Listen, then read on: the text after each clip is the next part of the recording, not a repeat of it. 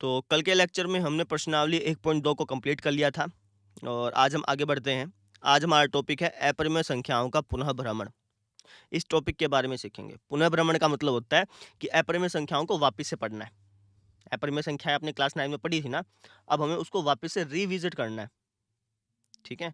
Class 9 में आपने कहाँ तक पढ़ के छोड़ा था? क्लास 9 में आपने पढ़ा था कि अपरिमेय संख्याएं होती क्या हैं, परिमेय संख्या क्या होती हैं, अपरिमेय संख्याओं को नंबर लाइन पर कैसे रिप्रेजेंट करते हैं। याद हो तो आपको रूट 9 को रिप्रेजेंट, रूट 9 नहीं, रूट 6 को, क्योंकि रूट 9 तो 3 ही हो गया ना, वो तो परिमेय संख्या बन गई अपनी।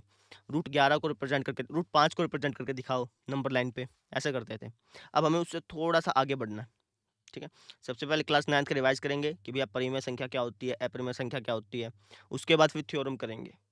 भाई रूट 2 को अपरिमेय संख्या सिद्ध करो, रूट 3 को अपरिमेय संख्या सिद्ध करो। ये वाले थ्योरम्स करेंगे और बस ये टॉपिक करेंगे आज। करें स्टार्ट। जो भी आपको लिखवाया जाए वो लिखिएगा जरूर। ठीक है।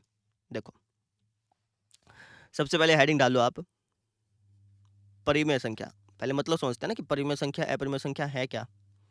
परिमेय संख्याएं,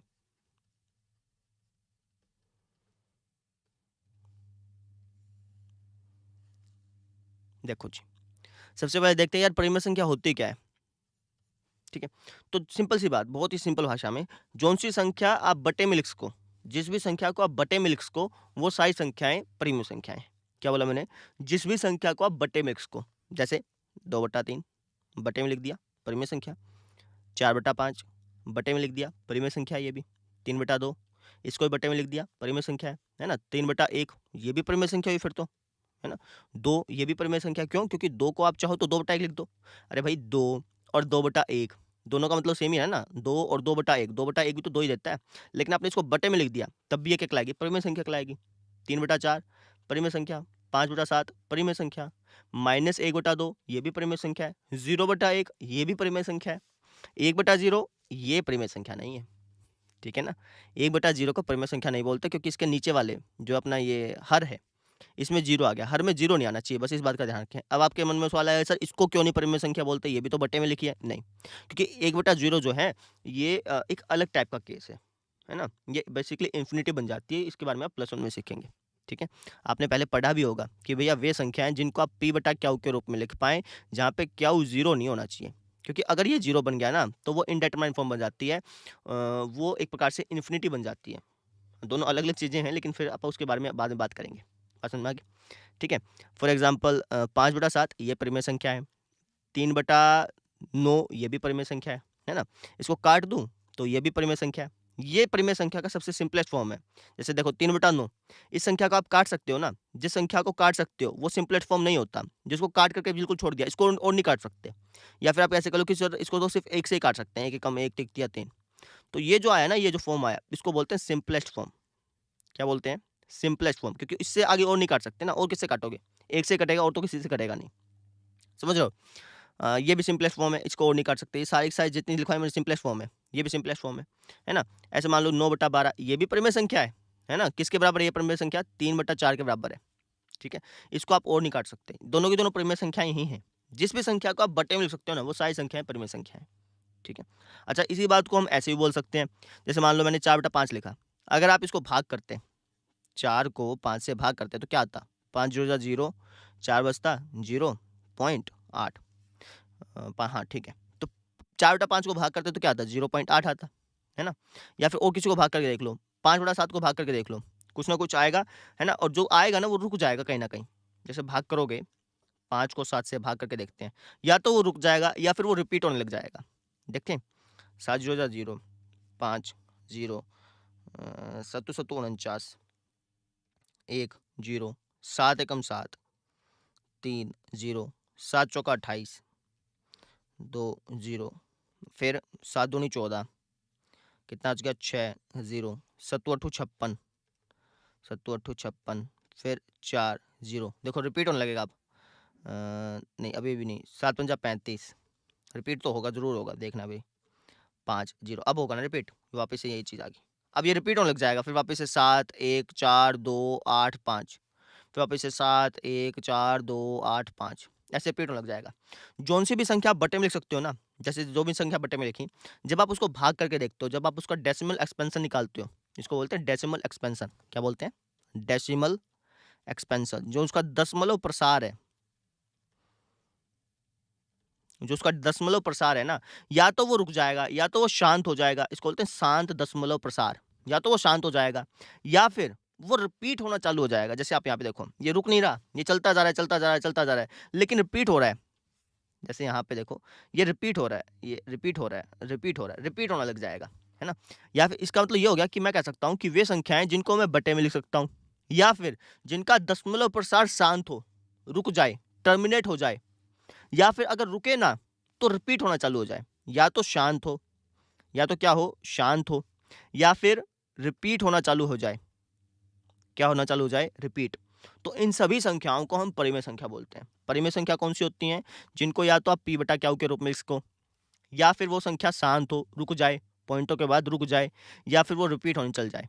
ये 3 टाइप की जो संख्याएं होती है ना, है तो बेसिकली p बटा क्यू एक ही टाइप की, लेकिन जब आप भाग करते हो ना तो या तो वो रुक जाती है या फिर वो रिपीट होने लग जाती है। ठीक है, तो जितनी भी संख्याएं जिनको आप बटे में लिख सकते हो, है ना, या फिर वो शांत हो या फिर वो रिपीट होने लग जाए, तो इन सभी संख्याओं को हम क्या बोलते हैं भैया, परिमेय संख्याएं। इस संसार में जितने भी संख्याओं को आप बटे में लिख सकते हो ना, वो सारी संख्याएं परिमेय संख्याएं हैं, क्योंकि जो बटे में संख्या लिख दी ना वो रुकेगी जरूर, या तो रुक जाएगी या फिर वो रिपीट होने लग जाएगी। एक काम जरूर होगा, जिस भी संख्या को आप बटे में लिख सकते हो या तो वो रुकेगी, है ना, या फिर रुकेगी नहीं तो फिर रिपीट होने लग जाएगी। तो जितनी भी संख्याएं आप p बटा क्यू के रूप में लिख सकते हो, वे सारी की सारी संख्याएं परिमेय संख्याएं कहलाती हैं। क्लियरिटी हो गई? कोई डाउट हो तो पूछ जरूर लेना। ठीक है, ये बात तो क्लियर होगी। चलो अब हम बात करते हैं अपरिमेय संख्याओं की। इसको मिटा दें।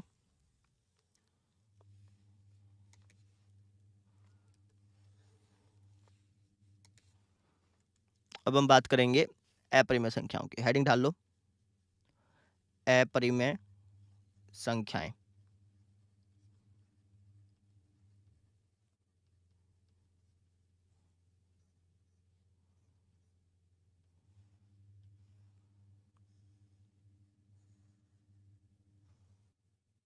अपरिमेय संख्या क्या कौन सी होती हैं, जिसको आप बटे में ना लिख पाओ, p बटा क्यू के रूप में ना लिख पाओ, बटे में ना लिख पाओ।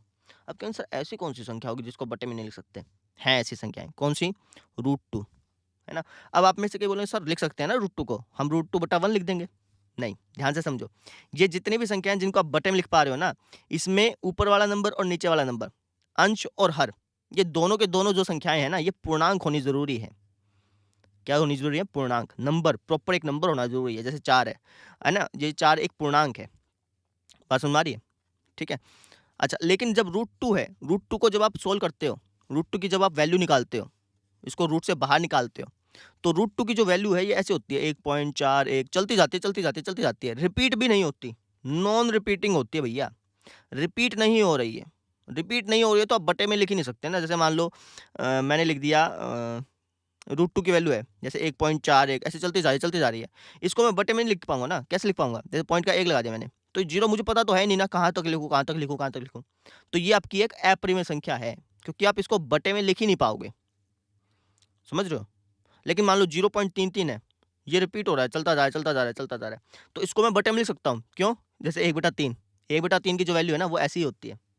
ठीक है, जो संख्या रिपीट हो रही है ना उसको तो आप बटे में लिख सकते हो, कोई दिक्कत नहीं आती। अब इसको हम ऐसा क्यों लिख पाते हैं, ये क्लास 9 में हमने डिस्कस करा हुआ है कि भैया इसको हम ऐसा ही क्यों लिख पाते हैं। 0.3333 ऐसे रिपीट हो रहा है, तो इसको 1/3 कैसे लिख पाते हैं? इसका एक तरीका था कि x मान लेते हैं, अगर आपको याद हो तो। नहीं है तो कोई बात नहीं, बस ध्यान रख लो, जो सी संख्या शांत है, जो रिपीट हो रही है, जो p बटा क्यू के रूप में लिखी जा सकती है, वो परिमेय संख्या है, जिसको आप बटे में नहीं लिख सकते। फॉर एग्जाम्पल √2 हो गया, इसको आप बटे में लिख ही नहीं पाओगे। कैसे लिख पाओगे? आपको पता तो है नहीं ना, जीरो तो चलती जा रही है, बटे में तो लिख ही नहीं पाओगे फिर तो, है ना। √3 हो गया, है ना, √5 हो गया। अब कई बोलेंगे सर √4 क्यों नहीं बोला? नहीं, क्योंकि √4 जो है ना वो 2 होता है, और 2 जो है 2 को मैं 2/1 लिख सकता हूँ। लेकिन √5 है, जैसे √5 की वैल्यू चलती जाएगी, चलती जाएगी, चलती जाएगी, इसको मैं बटे में समथिंग लिख ही नहीं पाऊंगा। समझ पा रहे हो? ठीक है, तो इसलिए ये जो संख्याएं हैं जैसे √2, √3, √5, ये सारी संख्याएं अपरिमेय संख्याएं कहलाती हैं। समझ में आ गई? परिमेय संख्या कौन सी? जिसको आप बटे में लिख सको, या फिर कह लो जिसका दशमलव प्रसार शांत हो, या फिर वो रिपीट हो रहा हो, बार बार क्या हो रहा हो, रिपीट हो रहा हो, वे संख्याएं तो कहलाती है परिमेय संख्या। जिनको आप बटे में ना लिख पाओ, फॉर एग्जाम्पल दिस, रूट वाले जितने नंबर्स हैं अपने, ये रूट के अंदर अभाज्य संख्याएं हैं, ध्यान रखना। 2 एक अभाज्य संख्या है, 3 एक अभाज्य संख्या है। ठीक है, तो ये रूट वाले जो नंबर हैं ये आपके क्या होते हैं? अपरिमेय संख्या होती है। √9 एक अपरिमेय संख्या नहीं है। क्यों? क्योंकि √9 को आप 3 लिख सकते हो, और 3 आपकी एक परिमेय संख्या है, क्योंकि 3 को आप 3/1 लिख सकते हो। बात समझ में आ गई। लेकिन रूट 8 ये एक आपकी अप्रिमेय संख्या है, ठीक है ना, क्योंकि इसकी जो वैल्यू चलती जाएगी, इसको बटे में नहीं लिख पाओगे आप, ठीक है। रिपीट हो रही होगी ना, अगर मान लो रिपीट हो रही है, चलती जा रही है और रिपीट हो रही है, उसको तो बटे में लिखा जा सकता है, वो तो बटे में लिखी जा सकती है, लेकिन रिपीट नहीं हो रही तो उसको बटे में लिख ही नहीं पाओगे मेरे दोस्त, कभी नहीं लिख पाओगे। बात समझ में आ गई। परिमेय संख्या और अप्रिमेय संख्या में डिफरेंस क्लियर हो गया, ठीक है। आगे चलते हैं फिर, चलो अब आ जाओ जी हमारी थ्योरम्स में, जो इस एक्सरसाइज के थ्योरम में प्रमेय जो है, देखो प्रमेय नंबर 1.3, ये प्रमेय वैसे एग्जाम में नहीं आएगी क्योंकि इस पर स्टार लगा हुआ है और लिख भी रखा है बुक वाले ने कि भैया ये परीक्षा की दृष्टि से नहीं है ना, तो इसका प्रूफ नहीं करेंगे, लेकिन इस थ्योरम को पढ़ लेते हैं कि थ्योरम कहती क्या है। सिर्फ ऊपर ऊपर से पढ़ लेंगे, इसको प्रूफ करके नहीं दिखाएंगे क्योंकि एग्जाम में आने वाली नहीं है ना, परीक्षा की दृष्टि से नहीं है। परीक्षा की दृष्टि से होता तो जरूर करा देते, लेकिन अभी है ही नहीं तो फिर क्यों करें, है ना। तो इसलिए मैं इसको प्रूफ नहीं करा रहा हूँ, बस पढ़वा रहा हूँ आपको। क्या बोलती है थ्योरम, ये बोलते हैं भैया मान लीजिए कि भैया p एक अभाज्य संख्या है, कोई एक अभाज्य संख्या है p, ठीक है। जैसे मान लो कि क्या माने 3 मान लिया, ठीक है, 3 एक अभाज्य संख्या है। यदि p a स्क्वायर को विभाजित करती है तो p a को भी विभाजित करेगी, जहां a एक धनात्मक पूर्णांक है, पॉजिटिव इंटीजर है। ध्यान से समझो, जैसे 3 एक अभाज्य संख्या है, अगर यह अभाज्य संख्या, अगर ये जो 3 है यह अभाज्य संख्या a स्क्वायर को भाग करती है, मान लो 3 जो है वो 6 के स्क्वायर को भाग करेगा, भाग करेगा ना, 6 का स्क्वायर कितना होगा 36, 36 जो है वो 3 से भाग हो जाएगा, आराम से हो जाएगा, कोई दिक्कत नहीं आएगी, 12 पे भाग होगा, है ना। 3 जो है वो 6 स्क्वायर को भाग कर पा रहा है, तो इसका मतलब 3 जो है ना वो 6 को भी भाग करेगा ही करेगा, ये गारंटेड बात है। कोई नंबर किसी स्क्वायर को भाग कर रहा है ना, तो वही नंबर उसके उस स्क्वायर को हटा देंगे तो उसको ही भाग करेगा। फॉर एग्जाम्पल 5 जो है वो 15 के स्क्वायर को भाग करता है, पक्का भाग करेगा। 15 का स्क्वायर यानी 225, 225 को 5 भाग कर देगा, पूरा काट देगा, पूरा काट देगा, ये काट के देख लो चाहे तुम, 5 का 20, 25 25 काट दिया, 45 पे काट दिया, ठीक है। तो 5 जो है वो 15 के स्क्वायर को भाग कर पा रहा है, तो 5 जो है वो 15 को भी भाग करेगा ही करेगा। ये थ्योरम ये बोलती है कि कोई नंबर स्क्वायर को भाग कर रहा है ना, तो वही नंबर उस नंबर को भी भाग करेगा। समझ पा रहे हो। फॉर एग्जाम्पल एक एग्जाम्पल लेते हैं, 7 जो है वो 14 के स्क्वायर को भाग कर देगा, या फिर आप करके हाँ 14 196 को भाग कर देगा, ठीक है। तो 7 अगर 14 के स्क्वायर को भाग कर पा रहा है ना, तो 7 जो है वो 14 को भी भाग करेगा ही करेगा, ये कहने का मतलब है, ठीक है। अगर कोई नंबर p है वो अगर a स्क्वायर को भाग कर रहा है ना, तो वो p जो नंबर है वो a को भी भाग करेगा ही करेगा, ये गारंटेड बात है, ठीक है। ये थ्योरम ये बोलती है, ये थ्योरम गारंटी देती है कि भैया कोई नंबर अगर स्क्वायर को भाग कर रहा है ना, तो वही नंबर उस नंबर के रूट को भी भाग करेगा, स्क्वायर को हटा देंगे ना तो उसको भी भाग करेगा, ये बोलते हैं थ्योरम। इसको प्रूफ करके नहीं दिखाएंगे, बस आपको समझानी थी, लॉजिक समझ में आ गया। इस थ्योरम का हम यूज करेंगे अगली थ्योरम को प्रूफ करने में। चलिए जी, अब देखिए अगली थ्योरम जो कि एग्जाम में बहुत बार पूछी जाती है, बहुत बार, ये वाली थ्योरम प्रमेय 1.4, ये थ्योरम ही है। जैसे √2 एक अप्रिमेय संख्या, इसको सिद्ध करके दिखाना है आपको। एग्जाम में ऐसे पूछेगा कि √2 एक अप्रिमेय संख्या सिद्ध करो, है ना। अब आपको पता है कि सर √2 तो अप्रिमेय संख्या है ही, है ना। अब इसको सिद्ध करने के 2 तरीके हो सकते हैं। अब उसमें एक गलत तरीका है, एक सही तरीका है, बताता हूँ कैसे। जैसे ये थ्योरम है, आपसे बोल देगा कि √2 एक अप्रिमेय संख्या सिद्ध करो। एक तो आप ऐसे कह सकते हो कि जी √2 की जो वैल्यू है ना, ये ऐसे चलती जाती है, तो रुक तो है नहीं रही, रुक तो नहीं रही, इसलिए यह एक अप्रिमेय संख्या। ऐसे भी सिद्ध कर सकते हो, वैसे तो कहा जाए तो ऐसे भी लिख के आ सकते हो, लेकिन भैया वो नंबर माने नहीं जाएंगे। क्यों? क्योंकि आपको कैसे पता कि ये रुक नहीं रही? आप कहेंगे सर हमारे टीचर ने बताया, ऐसा नहीं होता, ठीक है ना। तो इसको आपको प्रूफ करके दिखाना पड़ेगा, ठीक है तो ये अप्रिमेय संख्या, ये बात तो आपको ही पता है, मैंने अभी बताई, लेकिन इसको प्रूफ कैसे करेंगे वो समझते हैं, ठीक है। तो इसको प्रूफ करने के लिए हम यूज करेंगे कॉन्ट्राडिक्शन मेथड का। किसका यूज करेंगे? कॉन्ट्राडिक्शन मेथड का। कॉन्ट्राडिक्शन मेथड क्या है? इसको हम बोलते हैं हिंदी में विरोधाभास विधि। विरोधाभास विधि। इस मेथड में हम क्या करते हैं भाई, जो हमें बात पता है कि भैया ये बात सच है, जैसे √2 एक अप्रिमेय संख्या है, ये बात सच है और इसी को मुझे प्रूफ करना है। जो बात मुझे पता है कि यार ये बात तो बिल्कुल सच है, इसी को मुझे प्रूफ करना है ना, तो मैं विरोधाभास विधि का यूज करता हूँ। ये विधि क्या बोलती है कि भैया आप कह दो कि जैसे इसने कहा कि √2 एक अप्रिमेय संख्या, आप पहले कुछ अज्यूम कर लो, पहले कुछ मान लो, फिर अपनी जो मानी हुई बात है ना उसी को कह दो कि भैया जो मैंने माना था वो गलत हो गया। ये थोड़ा सा आपको कंफ्यूजिंग लगेगा। इस मेथड में हम क्या करते हैं, पहले हम कुछ किसी चीज़ को मान लेते हैं। जैसे मुझे इसको प्रूफ करना है कि ये एक अपरिमेय संख्या है, मैं इसका उल्टा मान लूँगा। मैं कह दूँगा कि अच्छा √2 एक अपरिमेय संख्या सिद्ध करनी है, मैं तो उसका उल्टा मानूँगा। मैं कहूँगा भैया √2 तो एक परिमेय संख्या है। आपा इसका उल्टा चलेंगे, आपा कहेंगे भैया √2 एक अपरिमेय संख्या है, ठीक है? और फिर बाद में मैं कुछ ऐसे कंडीशंस पैदा कर दूँगा जिससे है ना ये जो मेरा स्टेटमेंट है ये गलत हो जाएगा। जो मैंने माना था ना वही गलत हो गया, जो मैंने माना था वही विरोधाभास हो गया। वो मतलब वही कॉन्ट्राडिक्ट हो गया, वही बाद में आगे जाके उलझ गया, ठीक है? वही गलत हो गया। फिर मैं कह दूँगा कि अच्छा यार मैंने तो ये माना था, ये तो गलत आ गया यार। ये तो क्या आ गया? गलत। अगर ये गलत आ गया, √2 एक परिमेय संख्या है, ये बात गलत हो गई, तो इसका मतलब क्या हो गया कि √2 एक अपरिमेय संख्या है। समझ रहे हो? थोड़ा-सा ये कन्फ्यूजिंग लगेगा, वापस बता देता हूँ। इसमें हम क्या करते हैं, हम पहले कुछ मान लेते हैं। जैसे हम ये मान लेंगे कि √2 एक परिमेय संख्या है, ये मान लेंगे। फिर बाद में हमने जो अज़्यूम किया ना, उसी को गलत ठहरा देंगे। उसी को कह देंगे कि सॉरी हमसे गलती हो गई, हमने ना परिमेय संख्या मान ली, ये तो गलत हो गया, ये तो हमसे गलती हो गई।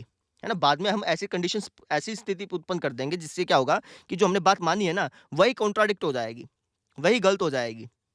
ठीक है? अगर ये बात गलत सिद्ध कर दी, हमने ये बात गलत सिद्ध कर दी कि भैया यह एक परिमेय संख्या है, ये बात गलत सिद्ध कर दी, तो इसका मतलब क्या हो गया कि √2 एक अपरिमेय संख्या है। इसको मैं करके दिखाता हूँ, ज़्यादा अच्छे से ऐसा समझ में आएगा। देखो कैसे करेंगे।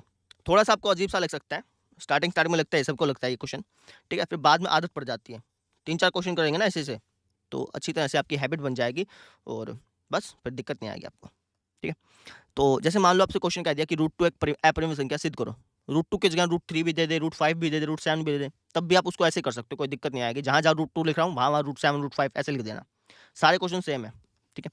कैसे करना है? सबसे पहले मान लो कि जी माना √2 एक परिमेय संख्या है। हमने इसका उल्टा मान लिया।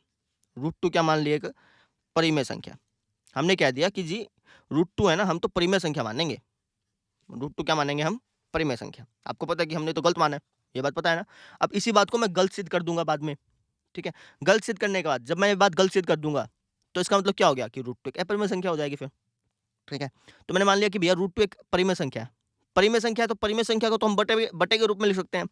तो √2 को मैं a बटा b के रूप में लिख सकता हूँ, बटे के रूप में लिख सकता हूँ, कोई दिक्कत नहीं है। क्योंकि परिमेय संख्या मानना है, तो परिमेय संख्या मतलब इसको बटे में लिख सकते हैं हम। तो √2 बराबर मैंने लिख दिया a बटा b, ठीक है ना? जहाँ पे ये a और b जो हैं, जहाँ पर ये जो a और b हैं, ये सिंपलेस्ट फॉर्म है। फ्रैक्शन की जो भिन्न होता है आपका, उसकी सिंपलेस्ट फॉर्म है, यानी इसको और ज़्यादा नहीं काट सकते। मैंने ये मान लिया कि यहाँ पे जो मैंने लिखा है ना a बटा b, इसको सिर्फ और ज़्यादा नहीं काट पाओगे आप, ठीक है ना? एक तो होता है जैसे 2 बटा 4, एक होता है 1 बटा 2। 2 बटा 4 सिंपलेस्ट फॉर्म नहीं है, लेकिन 1 बटा 2 सिंपलेस्ट फॉर्म है, क्योंकि आप इसको और ज़्यादा नहीं काट पाओगे, या फिर कह लो कि सिर्फ ये 1 से ही कटेगा। इसका जो उभयनिष्ठ गुणनखंड है वो सिर्फ 1 ही है, 1 एकम 1, 1 दूनी 2, है ना? जैसे ये सिंपलेस्ट फॉर्म नहीं है, क्योंकि है ना इसको है ना काटने को ये 2 से भी कट जाएगा, 2 एकम 2, 2 दूनी 4, ठीक है? लेकिन ये सिंपलेस्ट फॉर्म है, ये और किसी से कटेगा नहीं, सिंपल सी बात ये होगी, ठीक है? तो यहाँ पे जो मैंने √2 बराबर a बटा b लिखा है ना, तो यहाँ पे जो a और b हैं, जहाँ पर a और b, ये a और b जो हैं, ये सिंपलेस्ट फॉर्म है सबसे, इसको और ज़्यादा नहीं काट सकते। हिंदी में बोलते हैं इसको सह-अभाज्य हैं, सह-अभाज्य पूर्णांक हैं, या फिर कह लो सहभज्य हैं, सीधा ऐसे लिख दो, कोई दिक्कत नहीं है। √2 को मैंने a बटा b के बराबर लिख दिया, जहाँ पे a और b, ये a और b जो हैं, यह सहअभाज्य हैं, इसको और ज़्यादा नहीं काट सकते आप। बात समझ में आ गई? अच्छा जी, अब क्या कर सकते हैं? यहाँ पे रूट लगा हुआ, यहाँ पे रूट नहीं लगा हुआ, तो एक काम करते हैं ना, दोनों तरफ स्क्वायर कर देते हैं, रूट हट जाएगा, है ना? तो हम कह देते हैं दोनों तरफ वर्ग करने पर, दोनों तरफ वर्ग करने पर, दोनों तरफ हमने स्क्वायर कर दिया। तो जब हम दोनों तरफ स्क्वायर कर देंगे, तो यहाँ पर अगर मैं स्क्वायर करूँगा, तो √2 का स्क्वायर होता है 2, करके दिखा देता हूँ आपको। इसका भी स्क्वायर हो गया और इसका भी अपना स्क्वायर होगा, दोनों तरफ अपना स्क्वायर कर दिया। तो ये तो स्क्वायर से रूट कट गया, यहाँ पे कितना बच गया? 2 बच गया, और यहाँ पे कितना बच गया? ये हो गया जी a² बटा b²। यहाँ तक लॉजिक समझ में आ गया? हमने क्या किया, √2 को एक परिमेय संख्या माना, परिमेय संख्या है तो इसको मैं बट्टे के रूप में लिख सकता हूँ। फिर मैंने देखा यार यहाँ पे तो रूट लग रहा है, यहाँ पे रूट नहीं लग रहा, तो इस रूट को हटा ही देते हैं। तो दोनों तरफ हमने स्क्वायर कर दिया। स्क्वायर इसलिए किया ताकि थोड़ा-सा ऐसा बैलेंस बन जाए, दोनों तरफ रूट, अगर एक तरफ रूट है, एक तरफ रूट नहीं है, तो एक हम ऐसा ही करते हैं ना जनरली, कि दोनों तरफ ਆਪਾਂ स्क्वायर कर देते हैं, है ना? ताकि थोड़ा-सा उसको भाग करने में आसानी हो जाए एक प्रकार से, ठीक है? तो ये हो गया। अच्छा, अब एक काम करो, इस b² को ले जाओ ऊपर और इस 2 को ले आओ नीचे। इससे क्या होगा वो देखो, b² बराबर हो गया a² बटा 2, ठीक है? अब यहाँ पे लॉजिक समझना, a² बटा 2 यानी ए स्क्वायर जो है वो 2 से भाग होके हमें बी स्क्वायर दे रहा है। ए स्क्वायर बटा 2 का क्या मतलब हुआ कि ए स्क्वायर वो 2 से भाग हो रहा है ना? इस बात को हम लिख देते हैं। अतः ए स्क्वायर 2 से भाग हो रहा है। ए स्क्वायर 2 से भाग होता है। इसका मतलब यही हुआ ना कि ए स्क्वायर जो है वो 2 से भाग हो जा रहा है। ए स्क्वायर जो है वो पूरा-पूरा 2 से भाग हो रहा है और 2 से भाग होके मुझे क्या दे रहा है? बी स्क्वायर दे रहा है। ये मतलब हो गया। अब हमने थ्योरम पढ़ी थी कि अगर ए स्क्वायर 2 से भाग हो रहा है तो इसका मतलब ए भी 2 से भाग होगा। ए भी 2 से भाग होगा। यही मतलब हुआ। अभी पढ़ी तो थी हमने थ्योरम कि अगर कोई स्क्वायर किसी नंबर से भाग हो रहा है तो वो नंबर भी उस नंबर से भाग होगा। ये थ्योरम नहीं पढ़ी थी कि अगर पी ए स्क्वायर को भाग कर रहा है तो पी भी ए को भाग करेगा। तो यहाँ पे तो वही चीज़ है कि अगर 2 जो है वो ए स्क्वायर को भाग कर रहा है तो 2 ए को भी भाग करेगा। ये मैंने लिख दिया बस। ए स्क्वायर 2 से भाग हो रहा है तो ए भी 2 से भाग होगा। ठीक है? फॉर एग्ज़ाम्पल लेट्स से कि 15 का स्क्वायर जो है वो 5 से भाग होता है। 15 का स्क्वायर 5 से भाग होता है। कितने पे कटता है पता है? 42 पे कटता है मेरे ख्याल से। 42 पे कट जाता है। 225 को 5 से भाग करेंगे कितने में जाएगा? 5 चौका 20 45 पे जाएगा भैया। 45 पे कट जाता है पूरा। हाँ, ठीक है? तो 15 का स्क्वायर भी 5 से भाग होता है तो 15 भी 5 से भाग होगा। है ना? कितने में कटेगा? 3 पे कटेगा। ठीक है? ये बात लिख दी। अब देखो 15 जैसे यहाँ पे देखो 15 का स्क्वायर 5 से भाग होके क्या देता है? 45 देता है। जब 15 को 5 से भाग किया तो 3 दिया। इनमें कोई रिलेशन नहीं है। ध्यान से देखो। ये अलग है, ये अलग है। ठीक है? अब ये मत सोचना कि यार ए स्क्वायर को 2 से भाग कर रहा हूँ तो बी स्क्वायर आ रहा है। इसका मतलब ए को जब मैं 2 से भाग दूँगा तो बी आएगा। ऐसा ज़रूरी नहीं है। जैसे यहाँ पे देखो ना 15 के स्क्वायर को 5 से भाग दिया तो 45 आया। लेकिन 15 को 5 से भाग दिया तो 3 आया। समझ पा रहे हो? ऐसा नहीं था कि यहाँ 45 आया तो यहाँ पे रूट 45 आएगा, ऐसा नहीं हुआ। समझ रहे हो? यानी इसमें जो इनका भागफल है, इनमें कोई रिलेशन है नहीं, इनमें कोई भी रिलेशन नहीं है। तो इसका मतलब ये हो गया कि जब मैं ए स्क्वायर को 2 से भाग दे रहा हूँ तो बी स्क्वायर आ रहा है, तो इसका मतलब ये नहीं है कि ए को 2 से भाग दूँगा तो बी आएगा, ऐसा नहीं होगा। ठीक है? तो अगर मैं ए को 2 से भाग दूँगा, तो बी नहीं आएगा, ये बात तो पक्की है, कुछ और आएगा, मान लो सी आएगा। बस बात समझ में आ गई? क्या आएगा? सी आएगा। ठीक है? सी मैंने मान लिया। तो ए को मैंने 2 से भाग दिया तो कुछ ना कुछ आएगा। जैसे ए स्क्वायर को 2 से भाग दिया तो बी स्क्वायर आया था। वैसे ही ए को 2 से भाग दूँगा तो कुछ ना कुछ आएगा। मैंने उसको सी बोल दिया। अब 2 भाग में है, इसको इस तरफ ले जाओ। तो इसका मतलब ये हो गया कि ए जो है वो बराबर हो जाएगा 2 सी के। नहीं समझे? देखो ए स्क्वायर को 2 से भाग दिया तो बी स्क्वायर आया था। है ना? जब आप ए को 2 से भाग दोगे तो ज़रूरी नहीं कि बी आएगा, कुछ और आ सकता है। बी भी आ सकता है, क्या पता कुछ और भी आ जाए। मैंने उसको नाम दे दिया सी। है ना? भाई सी कुछ भी हो सकता है। हो सकता है क्या पता बी भी हो, पता नहीं। कुछ भी हो सकता है। हमने सी नाम दे दिया बस उसको, सिंपल सी बात ये समझो। ठीक है? अच्छा जी, ए को 2 से भाग दिया तो कुछ ना कुछ आएगा। मैंने उसको नाम दे दिया सी। अब 2 भाग में था, यहाँ चल के गुणा हो गया। तो ए बराबर क्या हो गया?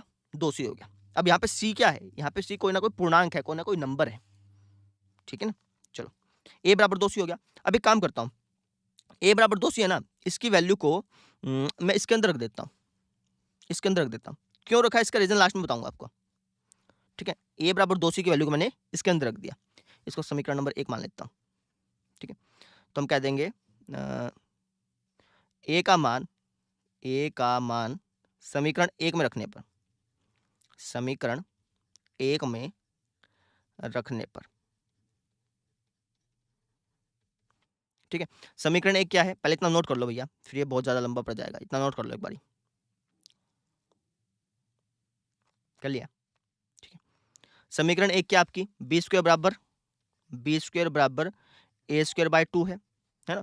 अब समीकरण 1 में एक इसमें रख दो। ए स्क्वायर की जो ए की जो वैल्यू है ना वो इसके अंदर रख दो। ए की वैल्यू क्या है? 2 सी। 2 सी लिख दिया मैंने। ए की जगह 2 सी लिख दिया। इसका स्क्वायर बटे में 2। तो बी स्क्वायर बराबर हो गया 2 का स्क्वायर 4, सी का स्क्वायर सी स्क्वायर बटे में 2। समझ गए ना? 2 का स्क्वायर तो 4 हो गया, सी का भी तो स्क्वायर करना है, सी स्क्वायर हो गया बटे में 2। 2 दूनी 4, यानी बी स्क्वायर की वैल्यू आ गई हमारी 2 सी स्क्वायर। ज़्यादा बात क्लियर है? 2 को मैं नीचे ले जाता हूँ, तो ये हो गया बी स्क्वायर बटा 2 बराबर सी स्क्वायर। यहाँ तक बात क्लियर है? बी स्क्वायर बटा 2 बराबर स्क्वायर। अब इसका मतलब समझो, ये तो बस वैसी चीज़ बन गई जैसे पहले थी, है ना? देखो इसका क्या मतलब हुआ कि भैया जो बी स्क्वायर है ना वो 2 से भाग हो रहा है। ये मतलब हुआ बी स्क्वायर 2 से भाग हो रहा है। लिख दो इस चीज़ को। अतः बी स्क्वायर 2 से भाग हो रहा है, भाग होता है। भाग को विभाजित बोल देते हैं सिंप्लीफाई करने के लिए।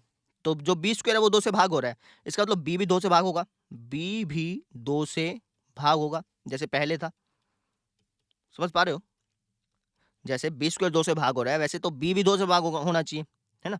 तो यहाँ पर हमारा विरोधाभास उत्पन्न हो गया, कॉन्ट्राडिक्शन उत्पन्न हो गया। क्या? देखो, यहाँ पर देखना, अब ध्यान से, अब लॉजिक समझ में आएगा आपको। ए भी 2 से भाग हो रहा है, ठीक है? और बी भी 2 से भाग हो रहा है। लेकिन हमने जो स्टार्टिंग में माना था, हमने तो कहा था कि भैया ए और बी जो है वो तो सिंपलेस्ट फॉर्म है सबसे, इसको और ज़्यादा काट ही नहीं सकते। अब हमने यहाँ पे क्या देखा कि भैया ए को भी 2 से काट सकते हैं और बी को भी 2 से काट सकते हैं। लेकिन हमने माना क्या था? हमने माना था कि ए और बी को और ज़्यादा नहीं काट सकते। सहभाज्य का मतलब और ज़्यादा नहीं काट सकते, सिर्फ एक पे ही कटेगा और किसी पे नहीं कटेगा, ये मतलब था। सहभाज्य का मतलब क्या हो गया कि इसको और ज़्यादा नहीं काट सकते, और ज़्यादा नहीं काट सकते। लेकिन हमने क्या देखा कि भैया ए को भी 2 से काट सकते हैं और बी को भी 2 से काट सकते हैं। तो यहाँ पे तो ये कॉन्ट्राडिक्ट उत्पन्न हो गया ना, विरोधाभास उत्पन्न हो गया। यानी जो मैंने माना था, जो मैंने पहले कल्पना करके चला था मैं, जो मैं मान के चला था, वो गलत हो गया। समझ पा रहे हो? जो मैं मान के चला था वो क्या हो गया? गलत हो गया। यानी मैं कह सकता हूँ कि भैया यहाँ पर तुम क्या देख रहे हैं कि भैया ए भी 2 से भाग हो रहा है और 2 भी 2 से भाग हो रहा है। लेकिन हमने तो माना था कि ए और बी सबसे सिंपलेस्ट फॉर्म है, ए और बी को और ज़्यादा नहीं काट सकते। ये जो ए और बी है इसको और ज़्यादा नहीं काट सकते। इसका मतलब हमने जो माना था वो गलत हो गया। हमने क्या माना था कि ए और बी को और ज़्यादा नहीं काट सकते, ये गलत हो गया। ये गलत हो गया तो √2 भी गलत हो गया। भाई हमने ये माना था ना √2 a बटा b के बराबर है, तो इसका मतलब ये होगा कि √2 a बटा b के बराबर नहीं है। ये बात होगी। ये गलत हो गया तो ये भी तो गलत हो गया एक प्रकार से। समझ पा रहे हो? जब ये ही बात गलत सिद्ध हो गई तो इससे पहले वाली जो बात है ये भी तो गलत हुई। इसका मतलब √2 एक परिमेय संख्या नहीं होगी, है ना? मैंने माना था √2 एक परिमेय संख्या है, बाद में जाके यही कॉन्ट्राडिक्ट कर गई, यही बात उल्टी पड़ गई, इसी बात में मैं उलझ गया, है ना? मैंने कह दिया कि यार ये तो गलती हो गई, हमसे तो गलती हो गई भैया, √2 तो एक परिमेय संख्या नहीं है, ठीक है? ये ऐसे करना होता है क्वेश्चन। थोड़ा बहुत आपको अजीब लगा होगा, मानता हूँ। एक दो क्वेश्चन और कराऊंगा ना, आपको प्रैक्टिस हो जाएगी, फिर आपको आसानी से समझ में आएगा, ठीक है? अब लिखना कैसे वो समझो, अभी आपको समझ में आ जाएगा। पहले तो नोट कर लो। देखो, अब हम क्या लिखेंगे? हम कहेंगे इसका मतलब यह हुआ, इसका मतलब यह हुआ, जो हमने पूरी बात करनी है उसी रामायण को लिख दो बस, है ना? इसका मतलब यह हुआ कि ए और बी दोनों के दोनों 2 से भाग हो रहे हैं। ए और बी दोनों के दोनों 2 से भाग हो रहे हैं, भाग हो रहे हैं। परंतु हमने तो क्या माना था कि भैया ए और बी सबसे सिंपलेस्ट फॉर्म है, सहभाज्य का मतलब सबसे सिंपलेस्ट फॉर्म है, और ज्यादा नहीं कटेंगे, है ना? परंतु हमने तो यह माना था, यह हमने तो यह माना था कि ए और बी और ज़्यादा नहीं कटेंगे, या फिर कह लो सहअभाज्य हैं, सहअभाज्य हैं, है ना? यानी कि हमारी कल्पना गलत हो गई, हमने जो माना था वो गलत हो गया। इसका मतलब यह हुआ कि हमारी कल्पना गलत हो गई, हमारी कल्पना गलत हो गई, हमारी कल्पना गलत हो गई। हमने जो माना था वो तो गलत हो गया भैया, ठीक है? अब हमने जो माना था, हमने क्या माना था कि भैया ए और बी अभाज्य संख्याएं हैं, मतलब सहभाज्य हैं, दोनों के दोनों अभाज्य और सहभाज्य में अंतर है। सहभाज्य मतलब ये दोनों कटेंगे नहीं, सहभाज्य ये दोनों कटेंगे नहीं, ये बात गलत हो गई। अब ये बात गलत हो गई तो उससे ऊपर वाली जो बात है वो भी गलत हो गई एक प्रकार से, ठीक है? तो इसका मतलब यह हुआ कि √2 जो है वो एक परिमेय संख्या नहीं है, परिमेय संख्या नहीं है। सीधी सी बात है भैया। इससे अगली वाली बात गलत हो गई, जब ये वाली बात जब गलत सिद्ध हो गई, ये वाली बात गलत हो गई, ए और बी गलत, ये बात गलत हो गई, तो ये वाली बात भी तो गलत होगी। यही बात मैं कह रहा हूँ कि भैया √2 जो है वो एक परिमेय संख्या नहीं है। परिमेय संख्या नहीं है तो इसका मतलब क्या हुआ कि √2 एक अपरिमेय संख्या है, √2 एक अपरिमेय संख्या है। वापिस से कराता हूँ, थोड़ा सा समराइज करा देते हैं इसको, ताकि आपको थोड़ा सा अच्छी तरह से समझ में आ जाए। एक दो क्वेश्चन और करेंगे इसी टाइप के अच्छे, तो दिक्कत नहीं आएगी आपको। देखो, हमसे कहा गया कि भैया √2 एक अपरिमेय संख्या है, इसको प्रूफ करो। अब हमें ये बात पता थी कि यार √2 तो एक अपरिमेय संख्या ही है ना? हमें ये बात पता है कि √2 एक अपरिमेय संख्या ही है। अब इसको प्रूफ कैसे करें? जब आपको पता है कि यार ये बात तो बिल्कुल सच है, ये तो होगी ही होगी, तो हम उस टाइम में क्या करते हैं, हम उसका उल्टा लेकर चलते हैं, हम उसका गलत लेकर चलते हैं, ठीक है ना? हमने कह दिया कि ठीक है जी, इसको प्रूफ करना है ना, एक काम करते हैं, हम कह देते हैं कि जी √2 है ना परिमेय संख्या है। हमने इसका उल्टा माना, हमने कहा कि हम तो है ना परिमेय संख्या मान के करेंगे, हम तो इसका उल्टा मान के करेंगे। जब मैं इसका उल्टा मान के कर रहा हूँ, बाद में मेरी गलती आएगी, क्योंकि मैंने गलत माना है तो गलत तो होगा। जब वो गलत होगा तो मैं कह दूंगा कि यार हमसे तो गलती हो गई, हमने तो परिमेय संख्या मान ली थी, हमसे कोई गलती हो गई बाद में, है ना? फिर इसका मतलब क्या हो जाएगी? अपरिमेय संख्या हो जाएगी। तो मैंने कह दिया भाई √2 एक परिमेय संख्या है, परिमेय संख्या है तो उसको मैं ए बटा बी के रूप में लिख सकता हूँ, यहाँ पे ए और बी जो है ना, ये सबसे सिंपलेस्ट फॉर्म मान ली मैंने कह दिया कि ए और बी जो है ये सहअभाज्य हैं, सहअभाज्य। ये बात जरूर लिखना, क्योंकि सहअभाज्य इसी को तो आप बाद में कॉन्ट्राडिक्ट कर रहे हो, आप इसी बात को तो आप बाद में एक प्रकार से झूठ ठहरा रहे हो, है ना, एक प्रकार से झूठा इसको ठहरा रहे हो, ठहरा कर रहा हूँ मैं भी, ठीक है। तो आपने कह दिया कि ए और बी जो है ना ये सिंपलेस्ट फॉर्म है। भाई किसी भी परिमेय संख्या को आप सिंपलेस्ट फॉर्म में लिख सकते हो ना, जैसे 3/4 है, ये तो सिंपलेस्ट फॉर्म है ही। मान लो 6/10 है, तो इसको सिंपलेस्ट फॉर्म बना सकते हो ना, 2 × 6 2 × 10, इससे ज़्यादा और नहीं कटेगा। तो ऐसे मैंने मान लिया कि ए और बी जब सबसे सिंपलेस्ट फॉर्म है, इसको और ज़्यादा नहीं कर सकते, ठीक है। दोनों तरफ स्क्वायर कर दिया, स्क्वायर करने पे ये हो गया, ठीक है। इसको फिर मैं वहाँ पे ले गया, फिर मैंने देखा कि यार ए स्क्वायर तो 2 से भाग हो रहा है, तो ए स्क्वायर 2 से भाग हो रहा है तो ए भी 2 से भाग होगा, ठीक है जी। ए स्क्वायर 2 से भाग हो रहा है तो ए भी क्या होगा, 2 से भाग होगा, ठीक। अब ए 2 से भाग होके मान लो सी देगा मुझे, ए को 2 से भाग करेंगे तो भागफल कुछ ना कुछ आएगा, मैंने उसको सी मान लिया। अब 2 यहाँ पे भाग में था, वहाँ पे जाके गुणा में हो गया, तो ए बराबर हो गया 2 सी के। अब इसी वैल्यू को मैंने इसके अंदर रख दिया, तो यहाँ पे देखा कि यार बी भी 2 से भाग हो रहा है। तो हमने यहाँ पे क्या नोटिस किया कि भैया ए को भी 2 से भाग कर सकता हूँ, बी को भी 2 से भाग कर सकता हूँ। इसका मतलब ए और बी दोनों 2 से कट रहे हैं, ऊपर वाला भी नीचे वाला भी। लेकिन स्टार्टिंग में मैंने क्या मान के चला था कि ए और बी तो किसी से नहीं कटेंगे, ए और बी तो किसी से नहीं कटेंगे, यही मान के चला था। लेकिन यहाँ पे तो कट रहे हैं, इसका मतलब ये बात झूठी हो गई, ये वाली बात झूठी हो गई। जब ये वाली बात झूठी हो गई तो ये वाली बात भी झूठी होगी, है ना। इसका मतलब जो हमने माना था, हमने ये कल्पना की थी ना कि √2 एक परिमेय संख्या है, ये हमारी कल्पना गलत हो गई, ठीक है। यानी कि जो हमने माना था कि एक परिमेय संख्या है, ये बात गलत हो गई। तो ये बात गलत हो गई तो इसका मतलब क्या हो गया कि √2 एक अपरिमेय संख्या है। सीधी सी बात है, ये बात अगर गलत हो गई तो ये बात बिल्कुल सच होगी ना, ठीक है। इस मेथड के बारे में आपको थोड़ा सा अजीब लगेगा, ये मेथड आप +1 में सीखते हैं, +1 10th में भी है, 10th में स्टार्टिंग हो जाते हैं, +1 में एक टॉपिक आता है मैथमेटिकल रीजनिंग करके, उसके अंदर आप ज़्यादा सीखते हैं। भाई ये नहीं होगा तो ये होगा, ये नहीं होगा तो ये होगा, है ना। ये भी एक प्रकार का अलग टाइप का मैथ है ये, ठीक है ना। तो ये चीज़ थी, आशा करते हैं आपको समझ में आया होगा। एक क्वेश्चन और करता हूँ ताकि थोड़ी सी और अच्छी तरह से प्रैक्टिस हो जाए। मान लो आपको क्वेश्चन दे देता कि भैया सिद्ध करो, ये प्रमेय है सारी की सारी, ठीक है ना। सिद्ध कीजिए कि √3 एक मैं आपको एग्जाम वाला क्वेश्चन ले लेता हूँ, एक्सरसाइज वाला ही, एक्सरसाइज आपको आज खत्म करा देंगे। एक्सरसाइज वाला क्वेश्चन ले लेता हूँ। √3 भी दे सकता है, √5 भी दे सकता है। जैसे √3 दे रखा है, ये √3 दे रखा है, ये भी बिल्कुल सेम टू सेम जैसे हमने यहाँ पे किया वैसे वैसे वहाँ पे हो गया, बिल्कुल सेम है। जहाँ जहाँ पे मैंने √2 लिखा है वहाँ पे √3 लिखना आपने, और कुछ नहीं। जैसे ये क्वेश्चन है, आपको दे रखा है कि भैया सिद्ध करो कि √5 एक अपरिमेय संख्या, आपको पता है कि अपरिमेय है। अब इसको सिद्ध कैसे करेंगे, जैसे वो क्या वैसा करेंगे, ठीक है। हमें दे दे कि सिद्ध कीजिए कि √5 एक अपरिमेय संख्या, ऐसा हमें सिद्ध करना है, अपरिमेय संख्या है। इस बात को मुझे प्रूफ करके दिखाना है। कैसे करूँगा वो देखो, फटाफट से लिखा दूँ आपकी बार। हम कह देंगे माना √5 एक परिमेय संख्या है। मैंने मान लिया कि जी √5 जो है ना वो तो एक परिमेय संख्या है। अब परिमेय संख्या अगर मैंने माना है तो इसको यानी कि मैं बटे के रूप में लिख सकता हूँ, √5 बराबर a/b, कुछ ना कुछ बटे के रूप में लिख पाएंगे।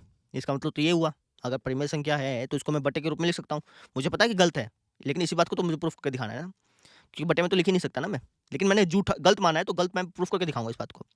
तो √5 को मैंने a/b मान लिया कि भैया इसको मैं बटे के रूप में लिख सकता हूँ। लेकिन यहाँ पे मैंने कह दिया कि ये जो a और b है ना, ये और ज़्यादा नहीं कटेंगे। a और b अभाज्य संख्याएं हैं, अभाज्य संख्याएं हैं, क्योंकि जितने भी परिमेय संख्या हैं सहअभाज्य हैं भैया, अभाज्य नहीं है। अभाज्य संख्याएं का मतलब तो अलग हो गया, ठीक है। ये यह सहअभाज्य है, सहअभाज्य का मतलब और ज्यादा नहीं कटेंगे संख्याएं हैं। ये जो ए और बी है ना, ये सहअभाज्य हैं, यानी और ज्यादा नहीं कटेंगे। अभाज्य और सहअभाज्य में अंतर है। अगर मान लो जैसे मैंने लिखा 3/9, अगर मैं कहूँ अभाज्य है तो दोनों के दोनों, ये 3/9 नहीं, कुछ और लेते हैं यार, 3/9 नहीं,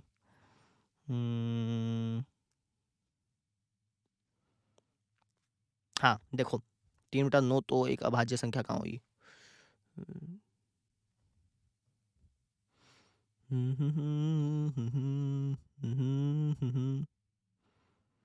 बात समझ में आ गई ना, इसको मैं अभी समझा नहीं रहा हूँ, फिर खामखा कंफ्यूज हो जाओगे।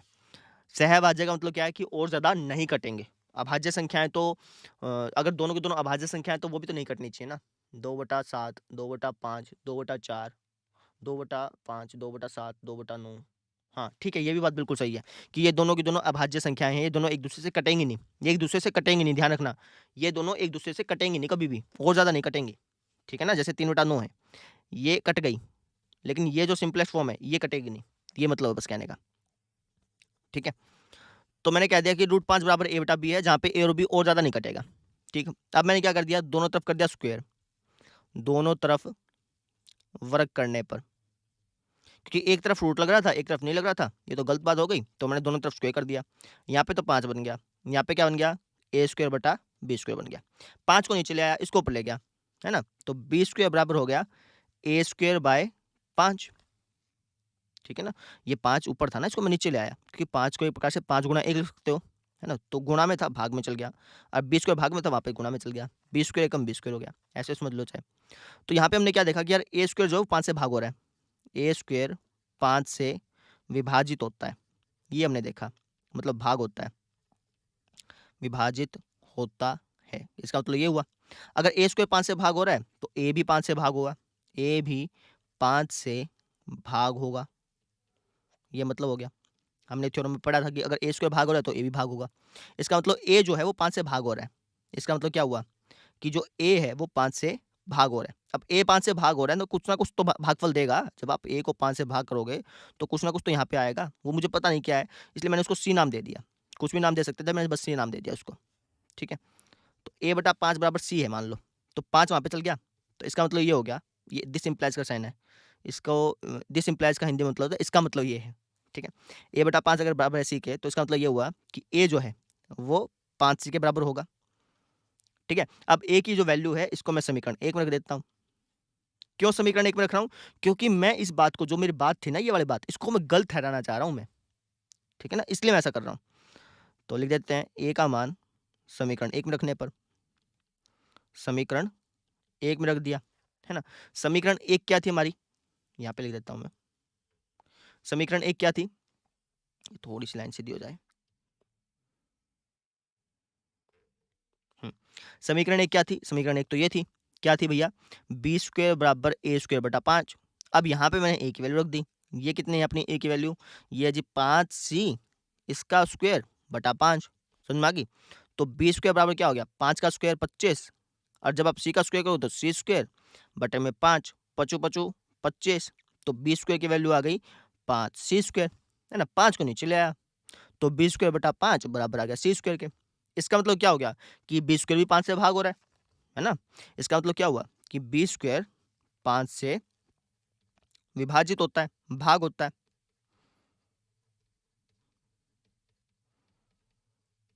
अगर बी स्क्वायर 5 से भाग हो रहा है तो इसका मतलब ये होगा कि बी भी 5 से भाग होगा भैया, बी भी बी भी बी भी बी भी 5 से भाग होगा, विभाजित होगा, बात सुन पा रहे हो, ठीक है। अब हमने यहाँ पे क्या नोटिस किया कि भैया जी ए भी 5 से भाग हो रहा है, बी भी 5 से भाग हो रहा है, ये तो गलत बात हो गई। हमने तो माना था कि ए और बी कभी कटेंगे नहीं, लेकिन हमने क्या देखा कि ए और बी दोनों के दोनों 5 से कट रहे हैं, है ना। तो इसी बात को मैं कह दूंगा कि भैया हमने यहाँ पे क्या देख रहे हैं कि ए और बी दोनों के दोनों 5 से कट रहे हैं, लेकिन हमने तो माना था कि ए और बी कभी कटेंगे नहीं। इसका मतलब ये हमारी जो कल्पना है, ये जो हमने माना था कि भैया ए और बी कभी कटेंगे नहीं, ये जो हमने माना था ये बात गलत हो गई, ये बात गलत हो गई। तो रूट 5 ए बटा बी के बराबर है, ये बात भी गलत हो गई, ये बात गलत हो गई। तो इसका मतलब रूट 5 एक परिमेय संख्या है, ये बात भी गलत हो गई, समझ पा रहे हो। इसलिए हम क्या कह रहे हैं कि रूट 5 एक अपरिमेय संख्या। थोड़ा सा आपको कंफ्यूजिंग लगेगा ही लगेगा स्टार्टिंग में, एक दो क्वेश्चंस करेंगे ना फिर प्रैक्टिस हो जाएगी आपकी। तो हम क्या इसी बात को, इसी राम कथा को लिख देते हैं, हम क्या देते हैं कि इसका मतलब यह हुआ, कैसे भी लिख दो इसको, तो इसका मतलब यह हुआ कि ए और बी दोनों के दोनों किससे कट रहे हैं, दोनों के दोनों 5 से भाग हो रहे हैं, 5 से भाग, या फिर विभाजित कह दो, विभाजित कहोगे तो ज़्यादा सही रहेगा यार, बाकी अपनी मर्जी है। 5 से भाग हो रहे हैं, है ना। तो अगर 5 से भाग हो रहे हैं तो ये जो हमारी कल्पना है, परंतु हमने तो ये माना था कि ए और बी सहभाज्य हैं, लिख देना इसको, परंतु हमने तो यह माना था कि ए और बी सहभाज्य हैं। इसका मतलब जो हमारी कल्पना है ये कल्पना गलत हो गई, है ना। जो हमने माना था, ये जितना भी हमने जो भी मानने वाला काम था, ये वाली सारी बात गलत हो गई। इसका मतलब हम क्या कह सकते हैं, रूट 5 एक अपरिमेय संख्या, इसी बात को आपने लिख देना है, ठीक है। अब रूट 5 की जगह रूट 7 दे दे, रूट 8 दे दे, रूट 11 दे दे, रूट 9 तो देगा नहीं, क्योंकि रूट 9 तो एक परिमेय संख्या होगी ना। रूट 9 अगर दे दिया, मान लो रूट 9 को आप 3 लिख सकते हो, 3 को आप 3 बटा 1 लिख सकते हो, तो आप वहीं पे कह सकते हो सर 3 को तो हम 3 बटा 1 लिख सकते हैं, ये तो हमारी परिमेय संख्या है, ठीक है ना। ये बात तो हमें पता ही थी कि रूट 5 एक अपरिमेय संख्या है, ये बात तो हमें पता थी पहले से ही कि भैया जो क्वेश्चन में कह रखा है ना, रूट 5 एक अपरिमेय संख्या है, ये बात तो बिल्कुल ट्रू है। लेकिन इसको प्रूफ कैसे करना था, उसके लिए हमने कॉन्ट्राडिक्शन मेथड का यूज़ किया। ये कॉन्ट्राडिक्शन मेथड जो है, कई बच्चों को अजीब-सा लगता है, लेकिन ये भी एक प्रकार का मैथ है, जो अभी आप सीखना स्टार्ट कर रहे हैं। ये आगे बढ़ता जाएगा। जब आप कॉलेज लेवल पे आएँगे, 11th-12th में नहीं है इतना, मतलब है थो नहीं, कॉन्ट्राडिक्शन मेथड है 1-2 क्वेश्चंस में, ज़्यादा नहीं है। अभी कल ट्रिग्नोमेट्री स्टार्ट थी यहाँ पे ट्यूशन पे, वहाँ पे था। ठीक है, एक क्वेश्चन में था, ज़्यादा नहीं था। लेकिन ये कॉन्ट्राडिक्शन मेथड कॉलेज लेवल पे जाने के बाद बहुत ज़्यादा यूज़ करने लग जाओगे आप। इसके बारे में और ज़्यादा समझ आपके अंदर आ जाएगी। बात समझ में आ गई, क्वेश्चन कैसे करने समझ में आ गया? अब 1-2 क्वेश्चन खुद ब खुद ट्राई करो। एक तो कुछ क्वेश्चन ट्राई करो कि रूट 7 एक अपरिमेय संख्या है, सिद्ध करो। रूट 8 एक अपरिमेय संख्या है, सिद्ध करो। रूट 8 को सिद्ध करने का एक दूसरा तरीका भी है, लेकिन पहले आप इसी तरीके से सिद्ध कर सकते हो। दूसरा तरीका भी बताऊँगा, लेकिन पहले सिद्ध कर लेना। रूट 3 एक अपरिमेय संख्या है, इसको सिद्ध करो। रूट 11 एक अपरिमेय संख्या है, इसको सिद्ध करो, है ना? रूट 8 को कैसे सिद्ध कर सकते हो? रूट 8 को अगर आप सोल्व करोगे तो इसको 2 रूट 2 लिख सकते हो, है ना? फिर आप कह देना कि जी रूट 2 तो एक अपरिमेय संख्या होता है, इसलिए मतलब 2 रूट 2 भी एक अपरिमेय संख्या होगा। ऐसे भी किया जा सकता है। ये छोटा पड़ता जा तरीका। समझ में आ गई? ये 3-4 क्वेश्चन दिए ना, रूट 7, रूट 8, रूट 3, रूट 11। इन चारों क्वेश्चंस को करके देख लेना। नहीं तो है ना, फिर आपकी प्रैक्टिस नहीं हो पाएगी, ना फिर आपको दिक्कत लगेगी इस क्वेश्चन में। बात समझ में आ गई? अब हम कर लेते हैं अगले वाले क्वेश्चंस, सेकंड और थर्ड। ये आसान क्वेश्चन है, ऐसे मत समझना कि यार इसमें भी इतना बड़ा-बड़ा करना नहीं। करने को तो ऐसे इसमें कर सकते हो, लेकिन इतना बड़ा-बड़ा करेंगे नहीं। ठीक है? जैसे देखो, ये क्वेश्चन कह रहा है कि सिद्ध करो कि 3 + 2 रूट 5 एक अपरिमेय संख्या है। अब इसी को हम जैसे पहले सिद्ध किया था, जो क्वेश्चंस पहले सिद्ध किए थे, उस तरीके से भी कर सकते हैं, लेकिन उस तरीके से करेंगे नहीं। जैसे पहले किया था उसका स्क्वायर कर दो, वैसे-वैसे, ऐसे भी कर सकते हो, कोई दिक्कत नहीं आएगी। लेकिन उस तरीके से हम करेंगे नहीं। इस टाइप के जो क्वेश्चंस आएँगे, जिसमें रूट वाला नंबर अलग से होगा, है ना? ये अलग से होंगे। तो इसको हम क्या करेंगे, इस टाइप के क्वेश्चन में हम रूट 5 को अकेला करने की कोशिश करेंगे। जो भी रूट वाला नंबर है ना, उनको अकेला करने की कोशिश करेंगे। ठीक है? कैसे करना है वो देखो, हम सिंपल वाले लिख देंगे, माना 3 + 2 रूट 5 एक परिमेय संख्या है। मैंने इसको परिमेय संख्या मान लिया। परिमेय संख्या है, ये मान लिया। अब 3 + 2 रूट 5 अगर एक परिमेय संख्या है, इसका मतलब मैं इसको बट्टे के रूप में लिख सकता हूँ। मैं इसको a/b के रूप में लिख सकता हूँ, जहाँ a और b सहभाज्य हैं। सहभाज्य का मतलब और ज़्यादा नहीं कटेंगे भैया। ठीक है? यहाँ तक तो बिल्कुल सेम है। अब इसके बाद दोनों साइड स्क्वायर मत करना। करने को कर सकते हो, जैसे पहले वाले क्वेश्चंस के वैसे भी कर सकते हो, वैसा का वैसा, जैसे पहले किया था बिल्कुल वैसा-वैसा कर सकते हो, कोई दिक्कत नहीं आएगी। लेकिन वो तरीका लंबा पड़ेगा। अब हम छोटे तरीके से करेंगे। कैसे? अब एक काम करता हूँ, मैं रूट 5 को अकेला छोड़ता हूँ। कैसे छोड़ूँगा? 3 प्लस क्या है? वहाँ जाके माइनस का। तो 2 रूट 5 बराबर हो गया a/b माइनस का 3। इसका एलसीएम ले लो थोड़ा-सा। तो 2 रूट 5 बराबर हो गया b, यहाँ पे आ गया a माइनस यहाँ पे क्या आएगा? 3b। भाई 1 को b से भाग करोगे b की 3 से मल्टीप्लाई 3b। अब रूट 5 को अकेला छोड़ना है। 2 भी इसके साथ चिपका हुआ है। गुणा में है, भाग में चल जाएगा। तो रूट 5 बराबर क्या आ गया? a माइनस 3b बटे में 2b, ये आ गया। अब देखो, अब यहाँ पे समझना। अब मैं जो बोल रहा हूँ वो समझो। रूट 5 बराबर आ गया इसके, है ना? अब मुझे पता है कि ये बटे में लिखा हुआ है। ये क्या लिखा हुआ है? बटे में। इसका मतलब ये जो मैंने बटे में लिखा हुआ है, ये एक परिमेय संख्या है। ये क्या है? एक परिमेय संख्या। तो अगर ये एक परिमेय संख्या है, तो इसका मतलब इसके बराबर, ये इसके बराबर है ना, तो ये भी एक परिमेय संख्या होनी चाहिए। लेकिन अभी हमने सिद्ध किया कि ये जो रूट वाले नंबर है, रूट 5, रूट 7, ये तो एक अपरिमेय संख्या है। ये क्या है असल में? एक अपरिमेय संख्या है। इसका मतलब जो मैंने कल्पना की थी, ये मैंने कल्पना की थी ना कि और भी कटेंगे नहीं, या फिर ये वाली कल्पना कह लो कि हमने कल्पना की थी कि अपरिमेय संख्या है, ये वाली कल्पना गलत हो गई, है ना? वापस समझो, थोड़ा-सा कन्फ्यूजिंग लगेगा। ये जो हमने लिखा है, ये एक परिमेय संख्या है, बटे वाली संख्या है। अब ये बटे वाली संख्या है, तो इसका मतलब ये परिमेय संख्या है। अब ये परिमेय संख्या है, ये इसके बराबर है, तो इसका मतलब रूट 5 भी एक परिमेय संख्या होनी चाहिए। रूट 5 भी एक परिमेय संख्या होनी चाहिए। लेकिन हमें तो मालूम है कि यार रूट 5 एक अपरिमेय संख्या है। अब इतनी सारी कन्फ्यूजन क्यों हुई? क्योंकि हमने गलत कल्पना कर ली थी, गलत हमने अज़्यूम कर लिया था। जो क्या गलत अज़्यूम कर लिया था? हमने इसको गलती से परिमेय संख्या मान लिया था, जो कि गलत था। इसकी वजह से इतनी सारी कन्फ्यूजन हुई, है ना? तो हम कहते हैं कि ये भैया, ये हमने गलत अज़्यूम कर लिया था। इसका मतलब ये हुआ कि 3 + 2 रूट 5 एक अपरिमेय संख्या है। वापिस से समझो, ये एक परिमेय संख्या है, बटे में लिखा है तो परिमेय संख्या है। ये परिमेय संख्या है, तो रूट 5 भी एक परिमेय संख्या होनी चाहिए। लेकिन हमें मालूम है कि √5 तो एक अपरिमेय संख्या है। तो इतनी सारी गलती क्यों हुई? इतनी सारी कन्फ्यूज़न क्यों हुई? क्योंकि हमने गलती से इसकी कल्पना कर ली थी। हमने गलती से ये कह दिया था कि √3 + 2 √5 एक परिमेय संख्या है, जो कि गलत है। जो कि क्या असल में? गलत है। समझ पा रहे हो? ठीक है? इसलिए ये जो हमने कल्पना की थी, ये हमारी कल्पना गलत हो गई, इसलिए यह एक अपरिमेय संख्या है। ठीक है? ये थ्योरम है भैया, थ्योरम हमेशा ऐसी ही आती हैं। ठीक है? अभी मैं आपको लिख के दिखाता हूँ, ज़्यादा अच्छी तरह समझ में आएगा। 1-2 क्वेश्चन और करेंगे इस टाइप की, ताकि आपको क्लैरिटी आ जाए। हम क्या कहेंगे कि जी यहाँ a - 3b बटा 2b, ये वाली जो चीज़ है ना, यह एक परिमेय संख्या है, क्योंकि बटे के रूप में लिखी है। यह एक परिमेय संख्या है। लिखना चाहो तो इसको भी लिख सकते हो, क्योंकि यह p बटा क्या के रूप में है ना? लेकिन मैं नहीं लिख रहा हूँ। तो यह एक परिमेय संख्या है। अगर यह एक परिमेय संख्या है, तो इसका मतलब √5 भी एक परिमेय संख्या होनी चाहिए। तो इसका मतलब यह हुआ, इसका मतलब यह हुआ कि √5 भी एक परिमेय संख्या होनी चाहिए। परिमेय संख्या होनी चाहिए।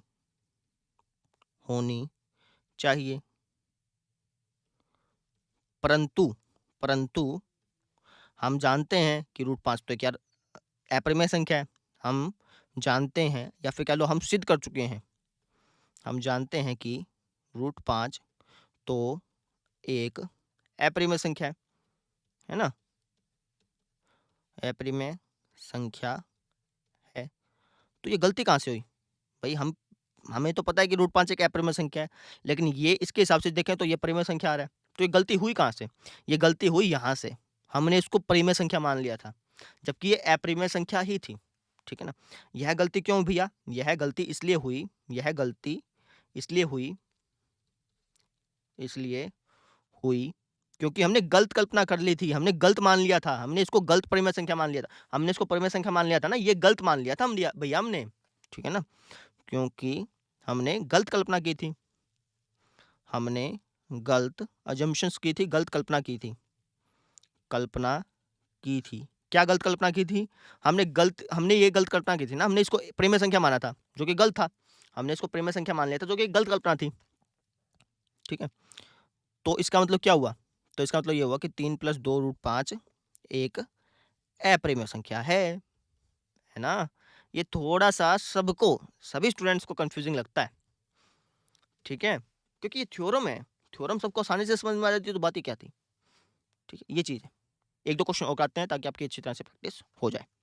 आपको लॉजिक समझ में आना चाहिए, है ना? उसके बाद तो आपको प्रैक्टिस करनी ही पड़ेगी। ठीक है?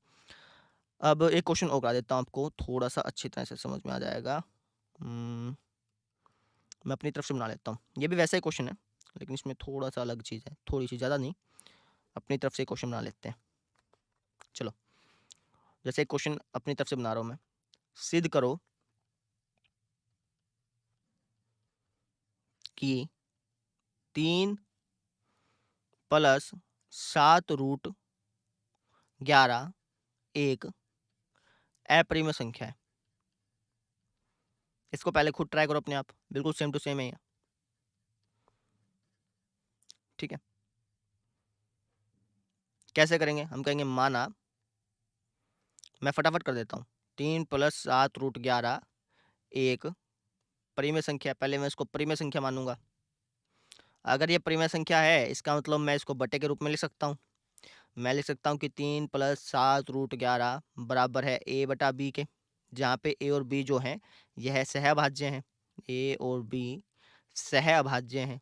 ज़रूर लिख देना। सह का मतलब दोनों के दोनों। दोनों के दोनों जो है ना, वो एक-दूसरे से कटेंगे नहीं, और ज़्यादा नहीं कटेंगे। ठीक है? तो अब मैं यहाँ पे √11 को अकेला छोड़ दूँगा। तो ये हो गया 7√11 बराबर a बटा b माइनस का 3। इसका एलसीएम ले लूँगा। 7√11 बराबर b a - 3b, है ना? अब यहाँ पे √11 अकेला छोड़ दूँगा, ये हो गया a - 3b बटे में 7b। समझ में आ गई? तो इसका मतलब ये हो गया कि √11 इसके बराबर है, ये बटे में लिखा हुआ है, तो इसका मतलब ये परिमेय संख्या होना चाहिए। ये अगर परिमेय संख्या है, तो ये भी एक परिमेय संख्या होना चाहिए। लेकिन हमें तो मालूम है कि ये तो एक अपरिमेय संख्या है ना? ये परिमेय संख्या है, तो ये भी परिमेय संख्या होना चाहिए। लेकिन हमें तो मालूम है कि यह एक अपरिमेय संख्या है। तो ये कन्फ्यूज़न क्यों हुई? ये गलती क्यों हुई? क्योंकि हमने गलत कल्पना कर ली थी। हमने गलती से इसको परिमेय संख्या मान लिया था, है ना? इसका मतलब क्या हुआ कि ये एक अपरिमेय संख्या है। ये राम कहानी हमेशा चलती रहेगी। समझ में आ गई? ऐसे करना होगा इस टाइप के क्वेश्चंस को। अगर सिंपल रूट 11 वाला होता ना, तो आपको फिर वो बड़े वाला मेथड करना पड़ता। इसमें भी आप बड़े मेथड से कर सकते हो, ठीक है? लेकिन क्यों करना? छोटा मेथड है ही तो उससे कर दो, ठीक है? कर लेंगे अपने आप। चलिए, अगला क्वेश्चन देखिए, ये फर्स्ट, सेकंड और थर्ड ये भी बिल्कुल सेम टू सेम है। ये भी वैसा ही क्वेश्चन है, ये और ये बिल्कुल सेम सेम क्वेश्चन है। रूट 2 को अकेला छोड़ना आपने, इसमें भी रूट 5 को अकेला छोड़ना है, इसमें भी रूट 2 को अकेला छोड़ना है। कैसे करेंगे वो देखो, कॉपी कर लेते हैं।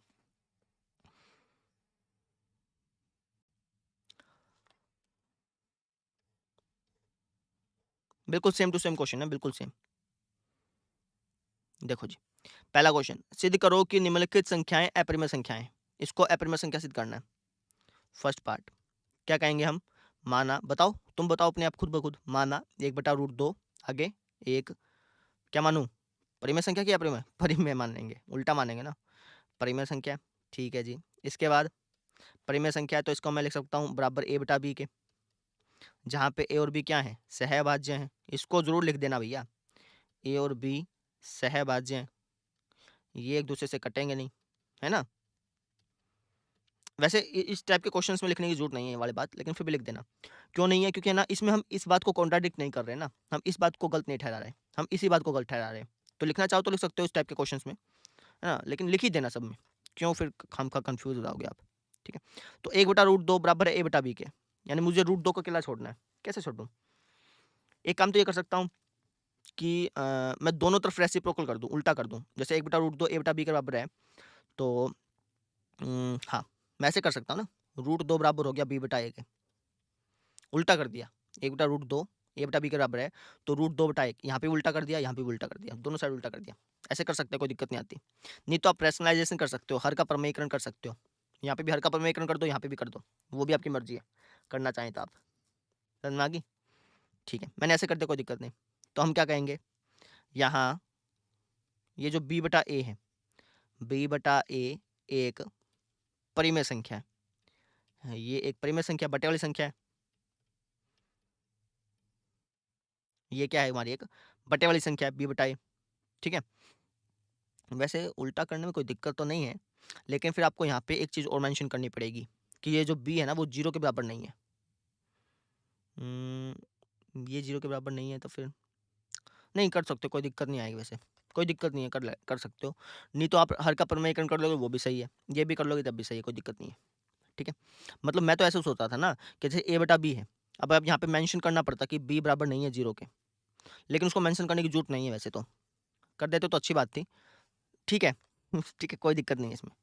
तो b/1 एक परिमेय संख्या है, हमने कह दिया कि b/1 क्या है? एक परिमेय संख्या है। ये एक परिमेय संख्या है तो ये भी एक परिमेय संख्या होनी चाहिए, लेकिन हमें तो पता है कि ये एक अपरिमेय संख्या है। ये गलती क्यों हुई? क्योंकि हमने गलत कल्पना कर ली थी। ऐसे लिखना है। कैसे? हम कहेंगे कि b/1 एक परिमेय संख्या है, ये एक परिमेय संख्या है, तो इसका मतलब ये हुआ कि √2 भी एक परिमेय संख्या होनी चाहिए, एक परिमेय संख्या होनी चाहिए। लेकिन हमें तो मालूम है भैया, हमें तो सच्चाई पता है, लेकिन हमें मालूम है, हमें पता है, हमें पता है कि पता है कि √2 एक अपरिमेय संख्या है। ये तो हमें पता ही है, हमने प्रूफ कर रखा है, ये अपरिमेय संख्या है। इसको प्रूफ करने की जरूरत नहीं है अभी, ठीक है? कभी आप इसको भी प्रूफ करने लग जाओ, कोई दिक्कत नहीं है। तो √2 एक अपरिमेय संख्या है, ये बात पता है। अब ये गलती हुई क्यों? भाई यहाँ पे तो देख रहे हो तो परिमेय संख्या आ रहा है, लेकिन हमें मालूम है कि ये तो अपरिमेय संख्या है, तो ये मिस्टेक क्यों हो रही है? गलती क्यों हो रही है? क्योंकि हमने यहाँ पे गलत कल्पना कर ली थी। यह गलती इसलिए हुई क्योंकि हमने गलत कल्पना कर ली थी। क्या गलत कल्पना कर ली थी? यह एक परिमेय संख्या, ये हमने गलत कल्पना कर ली थी ना। तो इसको पूरा लिख के दिखाऊं कि लिख लोगे? यह गलती इसलिए हुई क्योंकि हमने गलत कल्पना कर ली थी। इसका मतलब यह हुआ कि 1/√2 एक अपरिमेय संख्या है। ऐसे लिखना है आपने, लिख लेंगे, मैं लिख नहीं रहा हूँ जानबूझ के। बात समझ में आ गई? बिल्कुल सेम टू सेम, ऐसे यही है, ऐसे ही है। सेकंड क्वेश्चन देख लो, इसका सेकंड पार्ट कैसे करना है। 7√5 है ना, खुद ब खुद करो, इसको भी खुद ब खुद करो। मैं यहाँ से कर देता हूँ। माना 7√5 एक परिमेय संख्या है, उल्टा मान लिया ना। अगर यह एक परिमेय संख्या है, इसका मतलब मैं इसको बटे में लिख सकता हूँ। 7√5 बराबर हो गया a/b के, जहाँ पर a और b सहभाज्य हैं।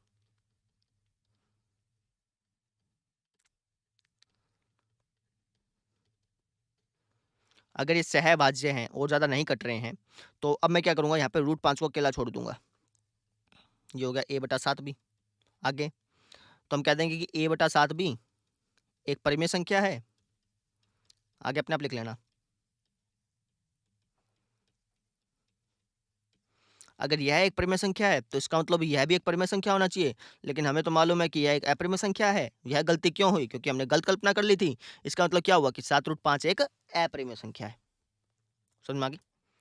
अच्छा, अगला जो क्वेश्चन है ये भी बिल्कुल ऐसे ही है। ये भी बिल्कुल ऐसे ही है। इसको पहले खुद ट्राई कर लो। वैसे मैं चाहता नहीं हूँ इसको कराना, लेकिन फिर भी बता देता हूँ थोड़ा सा। 6 + √2, पहले कह दो कि यह एक परिमेय संख्या है। इसका मतलब मैं इसको a/b के बराबर लिख सकता हूँ। अब 6 को वहाँ भेज देना। √2 बराबर हो गया a/b - 6। इसका एलसीएम लेना ना तुम, अपने आप लेना। तो √2 बराबर हो जाएगा b एलसीएम आ गया a - 6b के, और कह देना कि यह एक परिमेय संख्या है, तो यह भी एक परिमेय संख्या होनी चाहिए। लेकिन हमें तो मालूम है, हमें तो सच्चाई पता है कि यह एक अपरिमेय संख्या है। इसी कारण ये गलती क्यों हुई? क्योंकि हमने गलत कल्पना कर ली थी। इसी कारण हम कह सकते हैं कि ये जो चीज़ है 6 + √2 यह एक अपरिमेय संख्या है। समझ में आ गई? करके नहीं दिखा रहा हूँ क्योंकि मैं आपको बता चुका हूँ सारी बातें। ठीक है? तो इस तरीके से हमने इस एक्सरसाइज को कंप्लीटली सॉल्व कर लिया। इसके जितने भी एग्जांपल्स हैं ये भी आप करके देख लीजिए, बिल्कुल सेम टू सेम ऐसे ही हैं। ठीक है? तो कल मिलते हैं अगले लेक्चर में। तो थैंक यू। आपको ये लेक्चर कैसा लगा? समझ में आया, नहीं आया, कहीं कोई कन्फ्यूज़न है, कहीं कोई डाउट है, तो आप कमेंट सेक्शन में पूछ सकते हैं। ठीक है? समझ में आ गया हो तो आप बता दीजिएगा कि सर समझ में आ गया। अच्छा लगता है फिर। ठीक है? कल मिलते हैं फिर। Thank you.